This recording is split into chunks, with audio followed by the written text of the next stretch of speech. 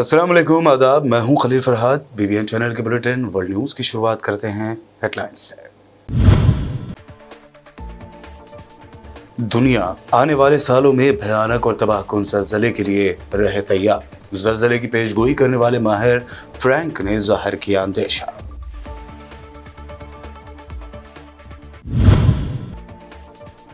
America और Iran के दरमियान फिर बढ़ी कशीदगी। सदर इब्राहिम रईसी ने कहा, मगरिब ईरान को तरह करने में रहा है नाकाम। हजारों अमेरिकी फौजी मिडल ईस्ट में रहेगी बरकरार, पेंटागन की भी जिद।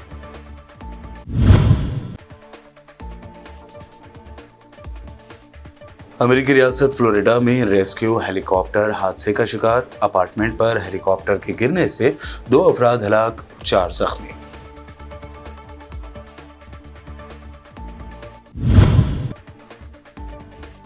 चीन ने नए नक्शे में कई हिंदुस्तानी इलाकों को किया शामिल। खबर पर राहुल गांधी ने कहा, पूरा लद्दाख जानता है चीन ने हमारी जमीन हड़प ली, लेकिन मोदी कहते हैं 1 इंच भी जमीन नहीं ली।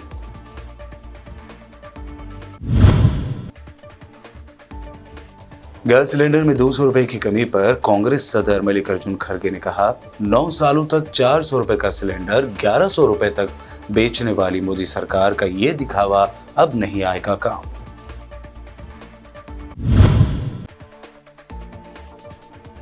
और उत्तर प्रदेश के हापुड़ में पुलिस और वकीलों के दरमियान हुई झड़प। पुलिस ने बरसाए खूब लाठियां तो वकीलों ने निकाला एहतजाजी मार्च।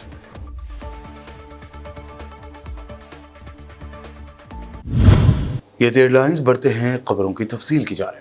तुर्किया में आने वाले ज़लज़ले में हजारों अफराद की जान चली गई थी और दुनिया अब भी इस सदमे से बाहर नहीं आ सकी है, जबकि तुर्किया में आने वाले इस खतरनाक ज़लज़ले की तबाही आज भी देखी जा सकती है। इस ज़लज़ले से भी ज़्यादातर ताकतवर ज़लज़ले का इंतशाब ज़ाहिर किया जा रहा है। कुछ अरसा खामोशी के बाद वलंदेजी माहिर फ्रैंक होगरिब्स अपनी नई वार्निंग के साथ वापस आ गए हैं। इस बार उन्होंने एक ऐसे ज़लज़ले के बारे में खबरदार किया है जिसकी शिद्दत 8 डिग्री से ज़्यादा हो सकती है, जिसकी वजह ज़मीन, मार्स यानी मरीख और नीचे उनका एक सीध में यानी एक लाइन में आना और इन दो प्लैनेट्स के हवाले से चांद की पोजीशन है। उन्होंने बहुत बड़े और हौलनाक ज़लज़ले का इम्कान ज़ाहिर किया जिसकी शिद्दत टेक्टोनिक दबाव की सतह के लिहाज से 8 डिग्री से ज़्यादा हो सकती है। अगर ये पेशेनगोई दुरुस्त साबित हुई और 8 शिद्दत का ज़लज़ला आता है तो बड़े पैमाने पर और भयानक तबाही पैदा हो सकती है। इसराइली फौजियों ने मकबूजा मगरबी किनारे के बाज़ इलाकों में 32 फ़लस्तीनियों को गिरफ्तार कर लिया, जिनमें साबिक़ा कैदी भी शामिल थे। असीरानी अंजुमन बराए फ़लस्तीन के मुताबिक इसराइली क़ुव्वतों ने मगरबी किनारे के शहरों अल-खलील, बैतलहम, रमल्ला, नाब्लुस, कलक़ेलिया और जिनेन शहरों में साबिक़ा कैदियों समेत 32 फ़लस्तीनियों को गिरफ्तार कर लिया। बताया गया है कि साल रवां के दौरान अब तक 5000 फ़लस्तीनियों को गिरफ्तार और रिहा भी किया गया। बिलख़ुसूस इसराइली क़ुव्वतों ने झड़पों के मौजूदा सूरत हाल में मुनज़्ज़म तरीक़े से इंसानी हक़ूक़ की खिलाफ वर्जियाँ भी जारी रखी हुई हैं। इस्लामाबाद हाई कोर्ट ने साबिक़ पाकिस्तानी वज़ीर आज़म इमरान खान की तोशाखाना केस में सज़ा पर रोक लगाते हुए उन्हें ज़मानत पर रिहा करने का हुक्म दिया है। ताहम एंटी टेररिस्ट कोर्ट ने साइफर केस में इमरान खान को आज 30 अगस्त को पेश करने की हिदायत दी है। Chief justice Islamabad high court justice Aamir Farooq और जस्टिस तारिक महमूद जहांगीरी पर मुश्तमिल 2 रुकनी बेंच ने इमरान खान की सज़ा मुअत्तली की दरख्वास्त पर मुख्तसर फैसला सुनाया। इस्लामाबाद की सेशन अदालत ने इमरान खान को तोशाखाना केस में 3 साल कैद और 1 लाख जुर्माने की सज़ा सुनाई थी। साबिक़ पाकिस्तानी वज़ीर आज़म ने ट्रायल कोर्ट के इस फैसले को हाई कोर्ट में चैलेंज किया था। ईरान के सदर इब्राहिम रईसी ने कहा है कि मगरिब ईरान को तनहा करने में नाकाम रहा है और उसने जौहरी मुआहदे की बहाली के लिए मज़ाकरात दोबारा शुरू करने के इम्कानात को भी मुस्तरद कर दिया। उन्होंने दारुल हुकूमत तेहरान में एक न्यूज़ कॉन्फ्रेंस में कहा कि दुश्मन ने दोहरी हिकमत अमली पर अमल करने की कोशिश की, ईरान को दुनिया से अलग थलग करना था और दूसरा ईरानी कौम की हौसला शिकनी करना था, मगर वो इन दोनों हिकमत अमलियों या फिर कोशिश में नाकाम रहा है और वो ईरान को अलग थलग करने में कामयाब नहीं हुआ। अमेरिका ने कहा है कि ईरान की जानिब से खतरे के बायस मिडल ईस्ट में हज़ारों अमरीकी फ़ौजी मौजूद रहेंगे। अमरीकी महकमे दिफा पेंटागन की नायब प्रेस सेक्रेटरी सबरीना सिंह ने मीडिया ब्रीफिंग में कहा कि मिडल ईस्ट में हाल ही में तैनात किए गए हज़ारों अमरीकी फ़ौजी खित्ते में उस वक्त तक मौजूद रहेंगे जब तक ज़रूरत रहेगी। प्रेस सेक्रेटरी का ये भी कहना था कि हम गुज़िश्ता हफ्तों से ईरान के पासदारान इनकलाब के हिमायती याफ्ता ग्रोहों की जानिब से तिजारती जहाज़ों को हरासा करने का मुशाहिदा कर रहे हैं। जब तक ईरानी ख़तरा तब्दील नहीं हो जाता, अमेरिकी फ़ौज के मौक़िफ़ में कोई तब्दीली नहीं आएगी। अमेरिका की रियासत फ्लोरिडा में रेस्क्यू हेलीकॉप्टर हादसे के बाद अपार्टमेंट पर गिर गया, जिसके नतीजे में 2 अफराद हलाक जबकि 4 जख्मी हो गए। गैर मुल्की खबर रसा इदारे के मुताबिक मीडिया के मुताबिक इस हादसे में 2 अफराद हलाक और 4 जख्मी हुए हैं। रिपोर्ट्स के मुताबिक हेलीकॉप्टर में 3 अफराद सवार थे, जिनमें से एक शख्स हलाक हो गया जबकि अपार्टमेंट में मौजूद एक खातून भी हलाक हुई है। मीडिया रिपोर्ट के मुताबिक हादसे का शिकार होने वाला हेलीकॉप्टर आग बुझाने के लिए इस्तेमाल होता था। वीडियो में देखा जा सकता है कि फिजा में आगे बढ़ते हुए अचानक से हेलीकॉप्टर टूट जाता है।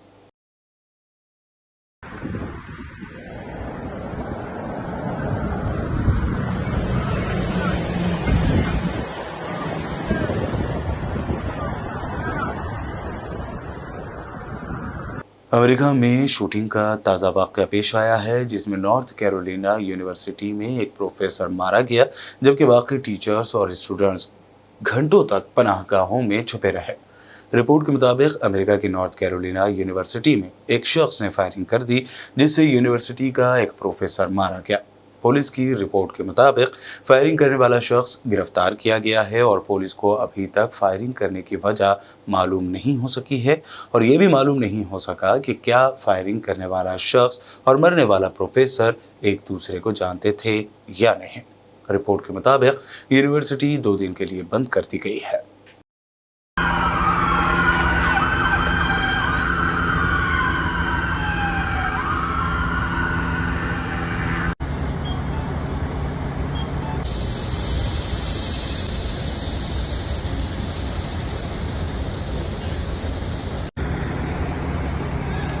सऊदी अरब ने अमेरिका में मुकीम अपने शहरियों को समंदरी तूफान या हरिकेन एडालिया से मोहतात रहने की हिदायत की है।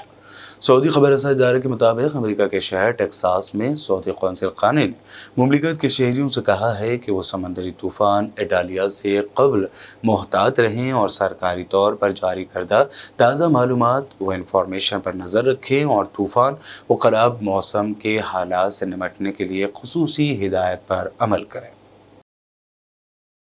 चीन में बच्चों की पैदाइश पर इनाम के हुकूमती ऐलान के बाद अब चीन की एक सूबाई हुकूमत की तरफ से शाये नोट्स में कहा गया है कि पहली शादी 25 साल से कम उम्र की लड़की से करने वाले जोड़े को कैश प्राइज दिया जाएगा। बता दें कि चीन के सूबे चेंगशॉन की हुकूमत ने अपने सरकारी वीचैट अकाउंट पर एक नोटिस शाये किया है, जिसमें कहा गया है कि इस कैश प्राइज का मकसद पहली शादियों के लिए शादी की उम्र हो जाने पर शादी और बच्चे पैदा करने के रुझान को फ़रोग़ देना है।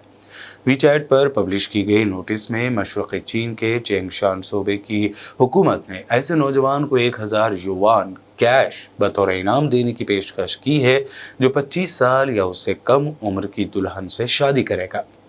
चीन में शरह पैदाइश की गिरावट पर तशवीश के दरमियान नौजवानों को शादी की तरगीब देने के लिए ये चीनी हुकूमत की ताज़ा तरीन पहल है।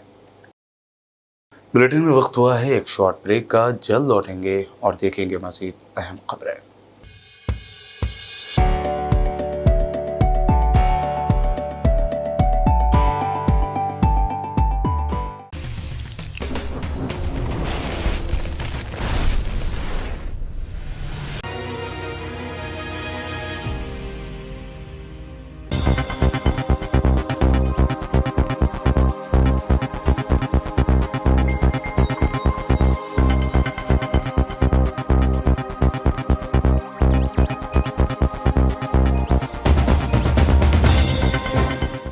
ब्रेक के बाद आगे बढ़ते हैं और अब देखते हैं अहम national news. Congress leader Rahul Gandhi ने चीन के नए नक्शे पर रद्द मज़ाहिर करते हुए कहा है कि मैं सालों से कह रहा हूं कि पीएम ने जो कहा है कि लद्दाख में 1 इंच ज़मीन नहीं गई, ये सरासर झूठ है। पूरा लद्दाख जानता है कि चीन ने हमारी ज़मीन हड़प ली है। न्यूज़ एजेंसी ANI से बात करते हुए कांग्रेस लीडर ने कहा कि चीन के नए मैप की बात बड़ी संगीन है, लेकिन चीन ने ज़मीन तो ले ही ली है। इस बारे में पीएम को कुछ कहना चाहिए। दूसरी जानिब फॉरेन मिनिस्टर जयशंकर ने NDTV से बात करते हुए कहा कि जो इलाके उसके नहीं है उसे भी अपना बताने की चीन की पुरानी आदत है। हिंदुस्तान के कुछ हिस्सों के साथ नक्शा जारी करने से कुछ भी नहीं बदलेगा। हमारी हुकूमत इस बारे में वाज़ेह है, बेतुके दावे करने से दूसरे का इलाका आपका नहीं हो जाता। इस दौरान ऑल इंडिया मजलिस-ए-इत्तेहादुल मुस्लिमीन के सदर और हैदराबाद रुकन पार्लियामेंट असदुद्दीन ओवैसी ने चीन के मुद्दों को लेकर पीएम नरेंद्र मोदी पर जमकर तनकीद की है। चीन की फौजी तैयारियों की खबर की बुनियाद पर असद ओवैसी ने कहा कि यह हुकूमत के लिए खतरे की घंटी है। उन्होंने आगे कहा कि इसके बावजूद पीएम मोदी चीन के सदर शी जिनपिंग के साथ मीटिंग के लिए दरख्वास्तें कर रहे हैं। अपने सिलसिलावार ट्वीट्स में एमआईएम सुप्रीमो ने मजीद कहा कि सैटेलाइट से पता चलता है कि चीन की जानिब से अक्साई चीन में अंडरग्राउंड आर्मी कंस्ट्रक्शन बढ़ाया जा रहा है। इस मामले पर हिंदुस्तान का रद्दअमल डरपोक और कमज़ोर नहीं हो सकता। हमें चीन के सामने खड़े होने की ज़रूरत है। मुंबई में अपोजिशन के इत्तेहाद इंडिया की अहम मीटिंग हो रही है, जिसमें अपोजिशन के बड़े बड़े कायदीन पहुंच रहे हैं। इस मीटिंग की शुरुआत से कबल आम आदमी पार्टी के खातून लीडर प्रियंका कक्कर ने दिल्ली के सीएम अरविंद केजरीवाल को अपोजिशन का पीएम कैंडिडेट करार देने का मुतालबा किया है। इस बारे में दलील देते हुए प्रियंका कक्कर ने ANI से कहा कि इतनी कमर तोड़ महंगाई में भी कौमी दारुल-हुकूमत दिल्ली में महंगाई सबसे कम है। फ्री पानी, फ्री एजुकेशन, फ्री बिजली, खवातीन के लिए फ्री बस सर्विस, बुजुर्गों के लिए फ्री तीर्थ यात्रा, फिर भी सरप्लस बजट पेश किया गया है।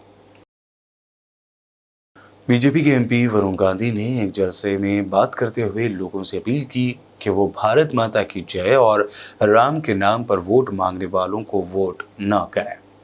ये नहीं कि कोई आया भारत माता की जय बोल दिया, जय श्री राम बोल दिया, आपने वोट डाल दिया, क्योंकि उसके बाद आपकी गिनती भी वैसी हो जाएगी जैसे कि आप लोग एक एक मनुष्य, एक एक आत्मा नहीं हो, आप लोग बस एक संख्या।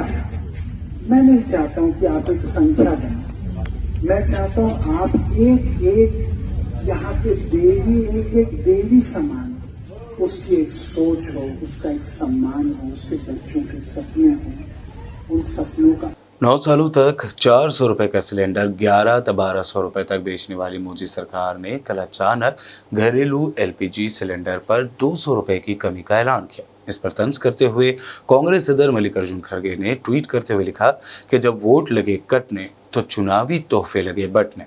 आवाम की गाड़ी कमाई लूटने वाली बेरहम मोदी सरकार अब माओ बहनों से दिखावटी हमदर्दी जता रही है। खड़गे ने पूछा कि 9.5 सालों तक 400 का LPG सिलेंडर 1100 रुपए में बेचकर आम आदमी की जिंदगी तबाह करते रहे, तब कोई मिलनसारी तोहफे की याद क्यों नहीं आई। खड़गे ने अपने ट्वीट में आगे लिखा कि बीजेपी हुकूमत ये जान ले कि 140 करोड़ हिंदुस्तानियों को 9.5 सालों तक तड़पाने के बाद चुनावी लॉलीपॉप थमाने से काम नहीं चलेगा। आपके एक दहाई के गुनाह नहीं धुल जाएंगे। अपने तवील ट्वीट में खड़गे ने मजीद लिखा कि बीजेपी की जानिब से की गई कमर तोड़ महंगाई का मुकाबला करने के लिए कांग्रेस पहली मर्तबा कई रियासतों में गरीबों के लिए सिर्फ 500 का सिलेंडर करने वाली है। मोदी सरकार ये जान ले कि 2024 में मुल्क की परेशान आवाम के गुस्से को 200 रुपए की सब्सिडी से कम नहीं किया जा सकता। इंडिया यानी अपोजिशन अलायंस से डर अच्छा है मोदी जी। जनता ने मन बना लिया है। महंगाई को मात देने के लिए भाजपा को एग्जिट डोर दिखाना ही वाहिद ऑप्शन है। कांग्रेस लीडर सुप्रिया श्रीनेते ने वीडियो के जरिए LPG पर 200 रुपए कम करने के बीजेपी के ऐलान की क्रोनोलॉजी समझाई और कहा कि अपोजिशन इत्तेहाद की ताकत की वजह से हुआ। मोदी सरकार ने रसोई गैस के दामों में 200 रुपए की कटौती करी और कटौती करते वक्त मोदी जी ने कहा कि ये उन बहनों के लिए तोहफा है जो कल रक्षाबंधन मनाएंगी। लेकिन असलियत ये है कि इसके लिए मोदी सरकार को मजबूर कर दिया इंडिया ने, इंडिया के गठबंधन ने। हम लगातार बेरोजगारी की, महंगाई की, आर्थिक असमानता की, महिलाओं के लिए दिक्कतों की बात करते हैं और अब इन नफरतियों को भी असल मुद्दों पर बात करनी पड़ी। तो क्या हुआ कि 2 करोड़ हर साल रोजगार का जुमला देने वालों को तो 20 करोड़ रोजगार का ब्यौरा देना था, उनको अब फर्जी रोजगार मेले लगाने पड़ रहे हैं। जो लोग 30 लाख करोड़ रुपए डाका डाल चुके हैं लोगों की जेब पर, ईंधन पर टैक्स लगाकर, वो अब 200 रुपए कम करके एलपीजी पर लोगों की आंख में धूल झोंकना चाहते हैं। लेकिन कुछ बातें समझ लेनी जरूरी है। सबसे पहली बात तो यह समझ लीजिए कि खरीदने की क्षमता के अनुसार हिंदुस्तान में दुनिया में सबसे महंगा एलपीजी सिलेंडर बिक रहा था, तीसरा सबसे महंगा पेट्रोल बिक रहा है, 7वां सबसे महंगा डीजल बिक रहा है। एक और बात समझिए कि 2014 से 2023 के बीच में एलपीजी सिलेंडर के दामों में 185%, 185% की वृद्धि हुई है। 400 का सिलेंडर 1140 पर पहुंच गया। घटाया कितना गया? मात्र 17.5%, 200 रुपए। तो ये जो झुंझुना बजाया जा रहा है, समझ लीजिए, ऊपर हुआ था दाम 185%, घटाया गया है मात्र 17.5%। ये हो गई पहली बात। अब दूसरी बात कर लेते हैं। हिंदुस्तान का जो लोकल एलपीजी सिलेंडर होता है, जो डोमेस्टिक एलपीजी सिलेंडर होता है, उसके दाम 2 चीजों पर निर्भर करते हैं। सऊदी अरामको के कॉन्ट्रैक्ट प्राइस या एलपीजी प्राइस समझ लीजिए उस पर, और डॉलर और रुपए के एक्सचेंज रेट पर। सऊदी अरामको का जो एलपीजी प्राइस था वो जनवरी 2014 में जब हमारी सरकार थी तब $1010 प्रति मेट्रिक टन था। लेकिन जनवरी 2023 में एग्जैक्टली 9 साल बाद उसका दाम $590 प्रति मेट्रिक टन हो गया, मतलब ऑलमोस्ट आधा। लेकिन दाम एलपीजी सिलेंडर का 185% ऊपर पहुंच गया था। गैस सिलेंडर में की गई 200 रुपए की कमी को नाकाफी बताते हुए असदुद्दीन ओवैसी ने कहा कि अब भी कीमतें इतनी ज्यादा हैं कि ये गैस सिलेंडर गरीब आवाम की पहुंच से बाहर है। नहीं, ये नाकाफी है और कमी करनी चाहिए थी। या जो कमी का दावा कर रहे हैं और क्रेडिट ले रहे हैं, वो आज भी एक गरीब के लिए बहुत महंगी चीज है। पेट्रोल की कीमत भी कम नहीं हो रही है, डीजल की कीमत भी कम नहीं हो रही है, और G20 के लिए करीब 3,500-4 हजार करोड़ रुपए खर्च किए जा रहे हैं। अगर वही पैसा गैस सिलेंडर में दिया जाता तो गैस सिलेंडर 300 रुपए में आ जाता। ये बहुत आज भी कीमतें ज्यादा है। मैं नहीं समझता कि इससे कुछ गरीबों को फायदा हो। खातून एडवोकेट समेत 3 लोगों पर सिपाही की जानिब से एफआईआर दर्ज करने की मुखालफत में वकीलों ने उत्तर प्रदेश के हापुड़ तहसील चौराहे पर जाम लगा दिया। इस दौरान पुलिस ने एहतजाजी वकीलों को मुंतशिर करने के लिए जमकर लाठियां बरसाई। इस दौरान वकीलों और पुलिस के दरमियान झड़प हो गई। जहां पुलिस ने वकीलों पर लाठीचार्ज किया तो वकीलों ने भी मेरठ कोर्ट में जितने भी पुलिस एहलकार थे सभी को दौड़ा दौड़ा कर पीटा। इस वाक़े के बाद वकीलों के ग्रुप ने सड़क पर निकलते हुए एहतजाजी मुजाहरे किए और मुतालबा किया कि काती पुलिस एहलकारों के खिलाफ जब तक कार्रवाई नहीं की जाती तब तक वकीलों का एहतजाज जारी रहेगा।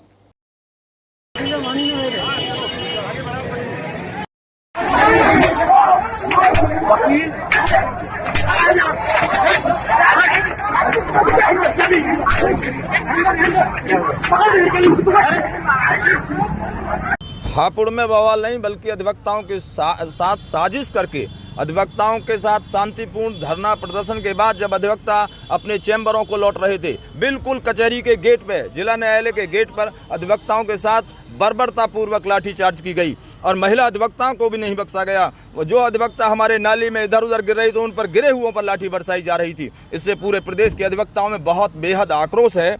इसको लेकर हमने एक बैठक रात वर्चुअल बैठक की और उसमें ये निर्णय हमारा बार काउंसिल ने लिया कि अधिवक्ता आज पूरे प्रदेश में अधिवक्ता हड़ताल करेंगे, हर न्यायालय में हड़ताल करेंगे और कार्य से विरत रहेंगे। और लाठीचार्ज की हम घोर निंदा, कठोर शब्दों में निंदा करते हैं।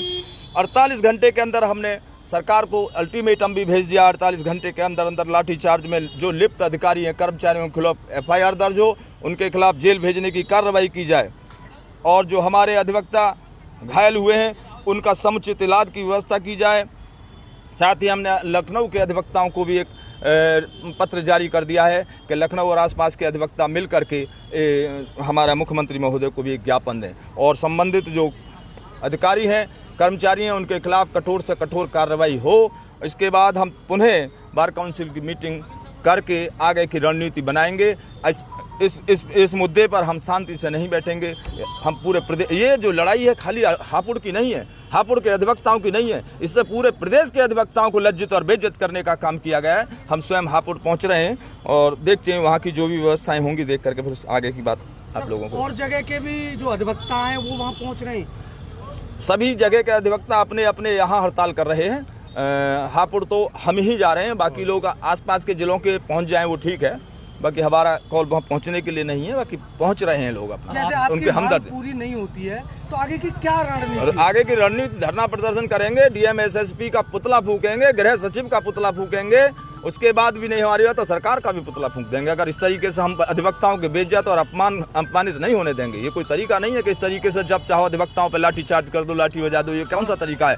तो पढ़ा लिखा तबका है और शांतिपूर्ण कोई आंदोलन चल रहा है तो उसको इस तरीके से डिस्टर्ब करने का क्या आवश्यकता थी? बुलेटिन के आखिर में हेडलाइंस पर डालते हैं एक और नजर। दुनिया आने वाले सालों में भयानक और तबाहकुन ज़लज़ले के लिए रहे तैयार। ज़लज़ले की पेशगोई करने वाले माहिर फ्रैंक ने ज़ाहिर किया अंदेशा।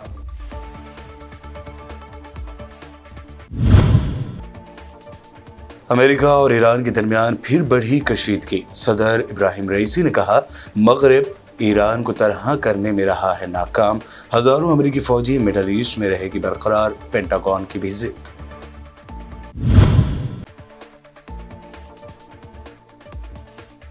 अमेरिकी रियासत फ्लोरिडा में रेस्क्यू हेलीकॉप्टर हादसे का शिकार। अपार्टमेंट पर हेलीकॉप्टर के गिरने से 2 अफराद हलाक, 4 जख्मी।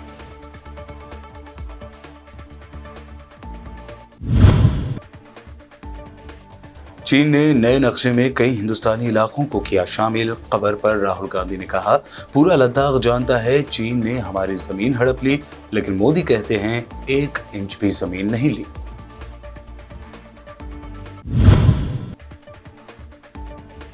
गैस सिलेंडर में 200 रुपए की कमी पर कांग्रेस सदर मल्लिकार्जुन खड़गे ने कहा, 9 सालों तक 400 रुपए का सिलेंडर 1100 रुपए तक बेचने वाली मोदी सरकार का ये दिखावा अब नहीं आएगा काम।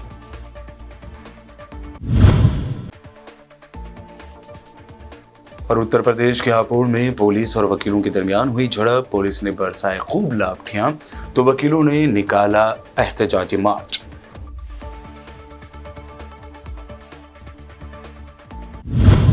वर्ल्ड न्यूज में ये थी अब तक की अहम नेशनल व इंटरनेशनल न्यूज। मजीद ताज़ा तरीन अपडेट्स के लिए देखते रहिए बीबीएन चैनल। बीबीएन चैनल के व्यूअर्स के लिए एक अहम इत्तला, अब बीबीएन चैनल का टेलीकास्ट भारत भर में हो रहा है।